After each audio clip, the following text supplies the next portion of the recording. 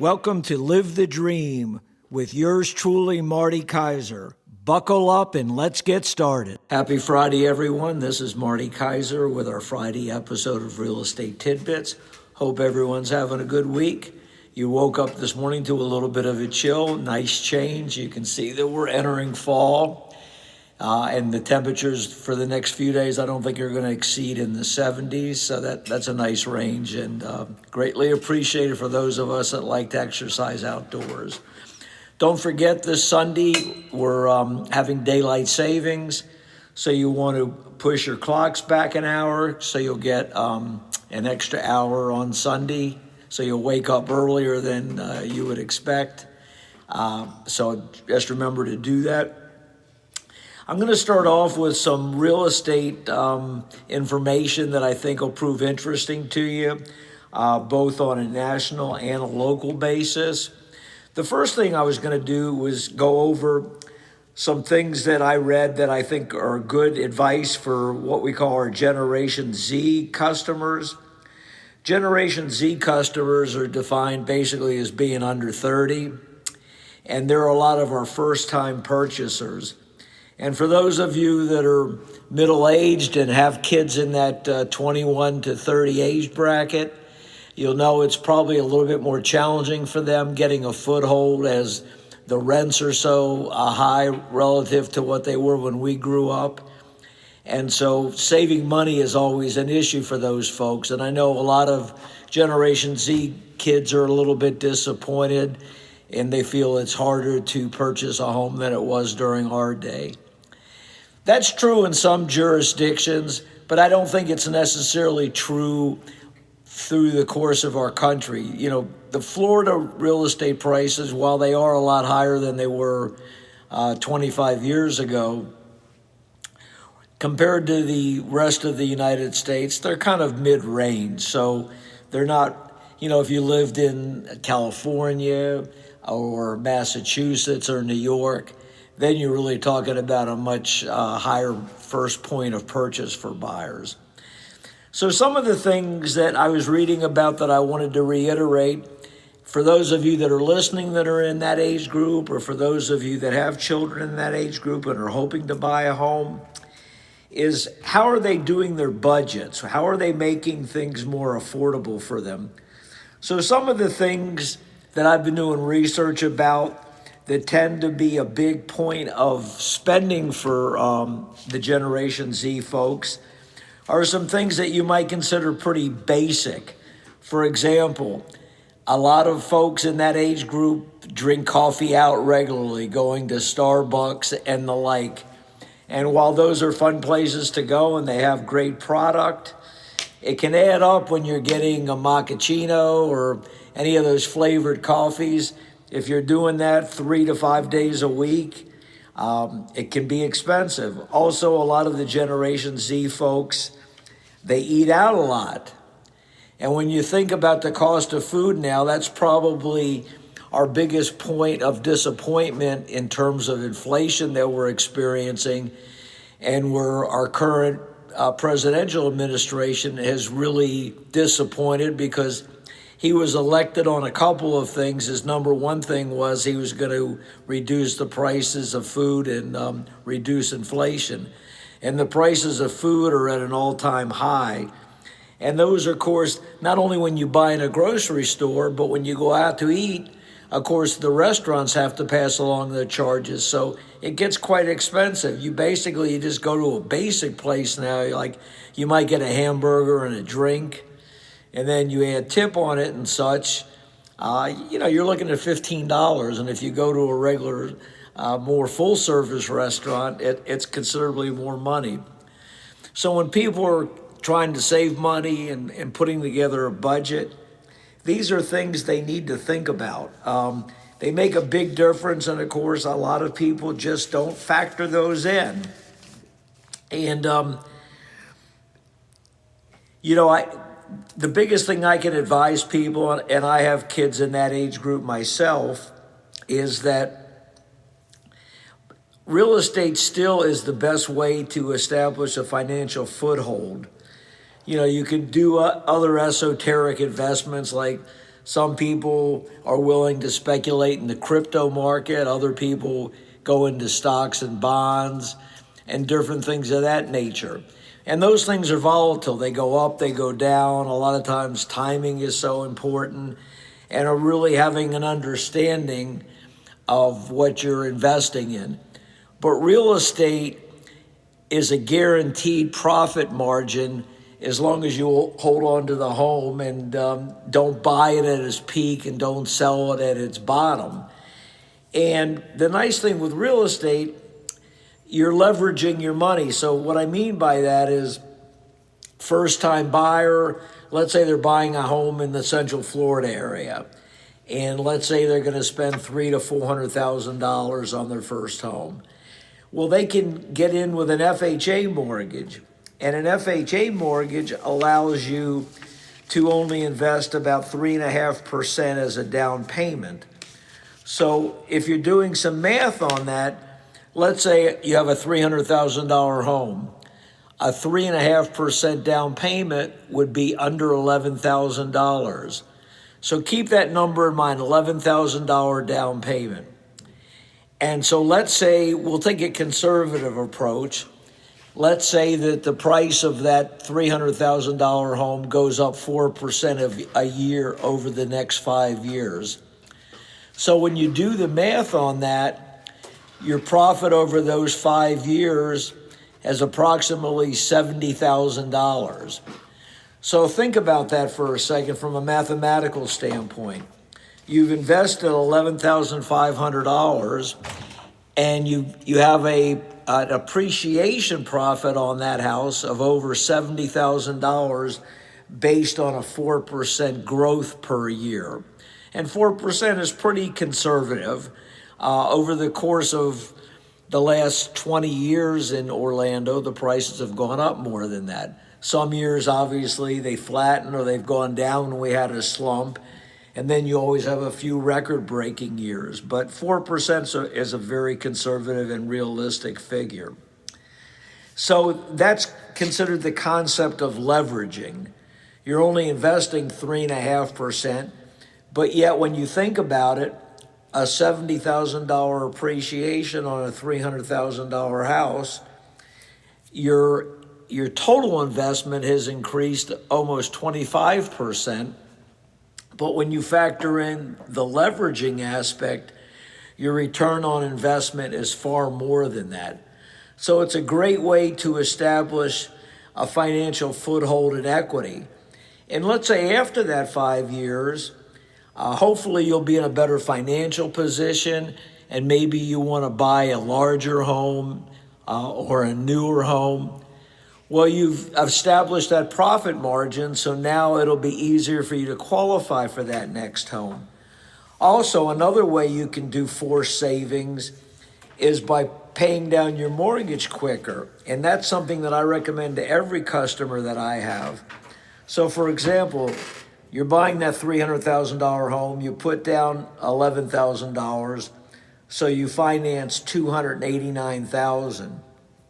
And let's just say, for argument's sake, your total payment per month was around $2,000 to $2,200 a month, which really, you can't find anything to rent for less than that nowadays. So you're going to own a home for the same price that you rent a home at.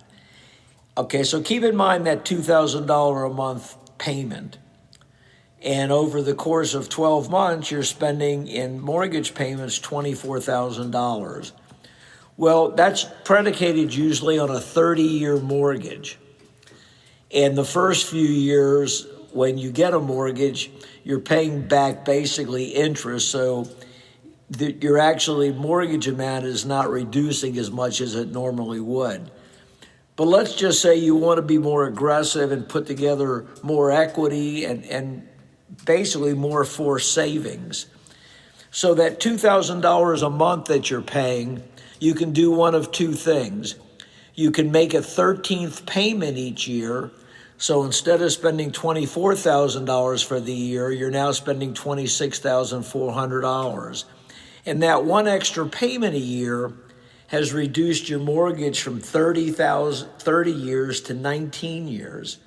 So think about that. After you go to sell your house, you're going to have build up a lot more equity than just the regular 4% appreciation that I mentioned.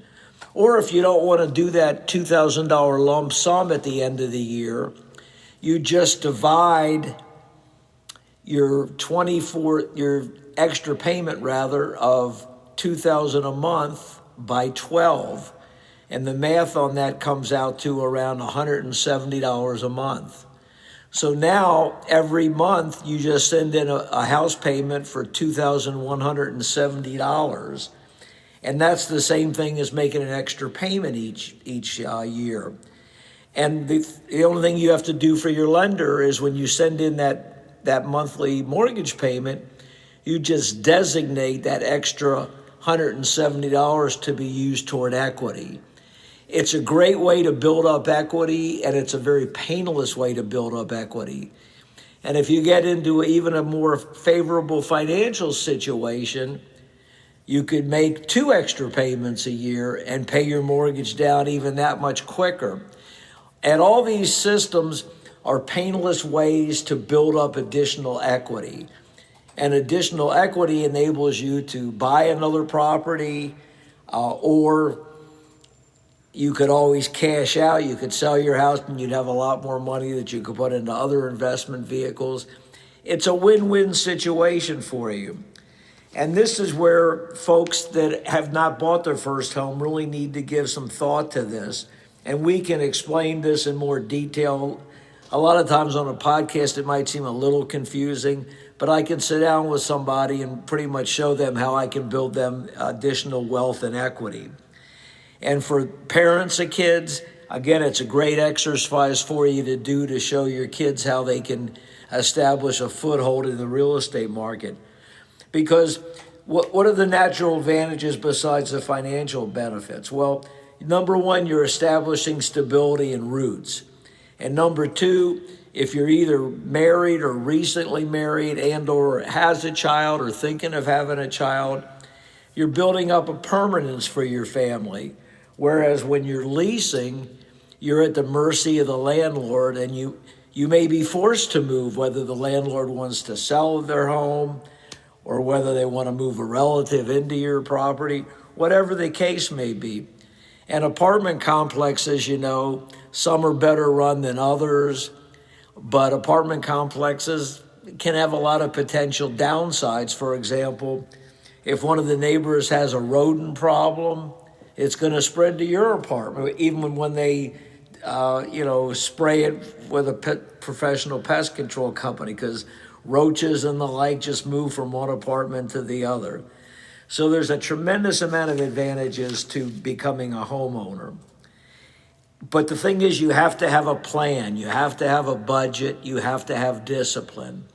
I don't expect people to stay home 7 days a week and never do fun activities outside of the home, but you can always do it more in moderation. And I think we've gotten kind of spoiled because everybody eats out so much now, and places like Starbucks and the like, they're so universally and worldwide popular that people tend to not really think about it. They'll spend $4 or $5 for a cup of coffee and they don't really give it a second thought. But when you actually sit down at the end of the month and see how much money you've spent with that, it can add up. So, $5 a day over a 30-day month, that's $150. And then if you're eating out a few times a week, before you know it, that could almost equal the cost of a house payment. So these are things that really people need to think about. And it's a lot easier to buy a home than you would think if you take into account some of these methods to help you establish a foothold. So that's a little bit about first-time potential homeowners and Generation Z customers. I'm going to transition a little bit to the new home market. A lot of times when we working with customers, most people would rather have a new home, all things being equal, because a new home, everything's new. It's got the latest updates and technology, or what are the in items, what's the most popular color. What are the most unique or popular countertops, things of that nature. You get a warranty to start with. But of course, not everybody can afford a new home. In the Central Florida area, for the most part, new homes run about 15 to 20% more than resales if everything else was the same. However, interestingly, sales of new homes are kind of in a slump right now. And Florida's probably not quite as bad as the rest of the country, but Florida is more sluggish with new homes too. So what does that do? Well, it gives buyers a much greater opportunity if new home is their preference. The share of newly built homes for sale right now is at the lowest level it's been in 4 years because a lot of builders are scaling back and existing home inventory has increased somewhat. So when you combine inflation, the volatility of interest rates, and that pre-owned homes availability is increasing somewhat, it's had a detrimental effect on new home construction. And definitely new home construction during the first 10 months of 2025 is less than it was in 2024. And even though a lot of the builders have tried to put together incentives and price reductions, it really hasn't been nearly as effective as they had hoped for. So some builders have even put a hold on some of their building or expansion projects, and some of the builders have reduced their workforce as well. Now, why do I say that? Well, because somebody else's negative creates an opportunity for another group of folks. So if you're thinking of buying a home and you want to consider a new home, now is a great time to buy, especially in the communities and the areas where the builders are not doing as well. Buyers may have an opportunity to get a much better value on a home, especially when you go into communities that have homes under construction or completed, especially when the market has slowed down. You can frequently negotiate a significant discount off the asking price of the new home. About a year ago, when you read the real estate data and the forecast, new construction was somewhat of a bright spot in a sluggish housing market.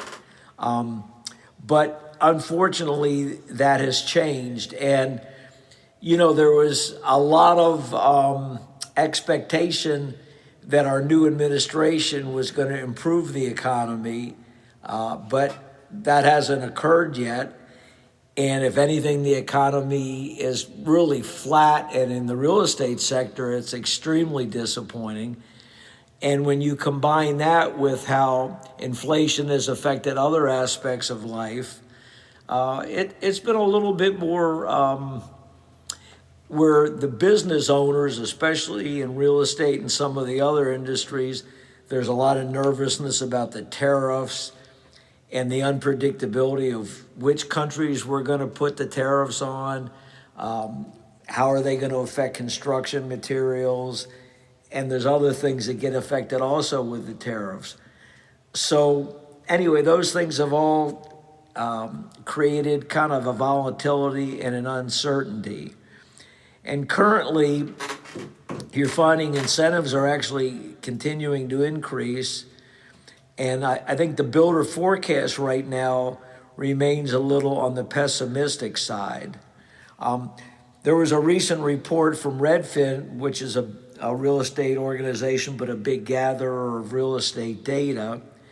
And they said that in August, less than 27% of all single homes for sale were new construction. That's the lowest level in 4 years. And again, the factors that have impacted the balance of new homes and older homes include the steady increase in existing inventory over the past year and recent upticks in new pre-owned listings. So the point of all this data that I'm giving you is that now is a great time to buy a new home if that is your preference. And again, according to the Redfin data, They show that buyers are having the most leverage in states like Texas, Utah, and Florida, where new construction has been more plentiful. But again, because it's more plentiful, there's more choices and opportunities. So anyway, those are some things to keep an eye on. The last statistic I'll give you is housing starts for August fell 6% over 2024, and they were actually down about 8.5% from July of 2025. So keep an eye on that. As you know from my last podcast, the Fed did have a little bit of an interest rate reduction earlier this week. In the short term, believe it or not, mortgage rates have gone up over the last few days, but that's not an abnormal occurrence. There's just a lot of volatility and sometimes inverse relationships. But I expect over the next 3 to 6 months, you're going to see the mortgage interest rates go down a little bit. And the hope is that by the first quarter of 2026, interest rates will be at or below the 6% mark. So we'll keep our fingers crossed for that. So that's a little bit about real estate data today. Hopefully that's proven interesting for you. Last but not least, we'll transition to sports. Major League Baseball, the World Series is going to Game 6 today. And I'll have to admit, it looks like I might have been wrong on the World Series. When you heard my podcast the other day on Tuesday when they had only played 3 games and the Dodgers were winning 2-1. It so happens Toronto's come back and won 2 games in a row. And now they're ahead 3-2, and they have 2 games scheduled in Toronto. So at this point, the roles have shifted, and it wouldn't be a surprise at all if Toronto closes the series out. I've got to give Toronto tremendous credit. I really felt like the Dodgers were going to win this series.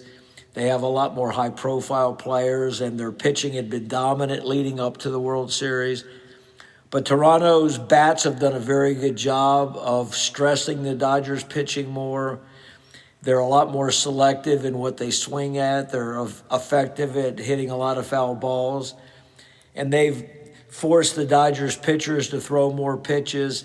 And when you get past the Dodgers starting pitching, they have a lot more problems in their bullpen. So anyway, keep an eye on that. Game 6 is tonight. Should be a great series. The Dodgers have their ace going tonight that's pitched the best of the playoffs. So he's still a slight favorite. But again, it wouldn't shock me if Toronto wins tonight. And if they don't win tonight, Game 7 typically is a big home field advantage for the team at home, which in this case is Toronto. So that's all for today. Everybody stay safe and healthy. Turn your clocks back an hour on Sunday. And this is Marty Kaiser out.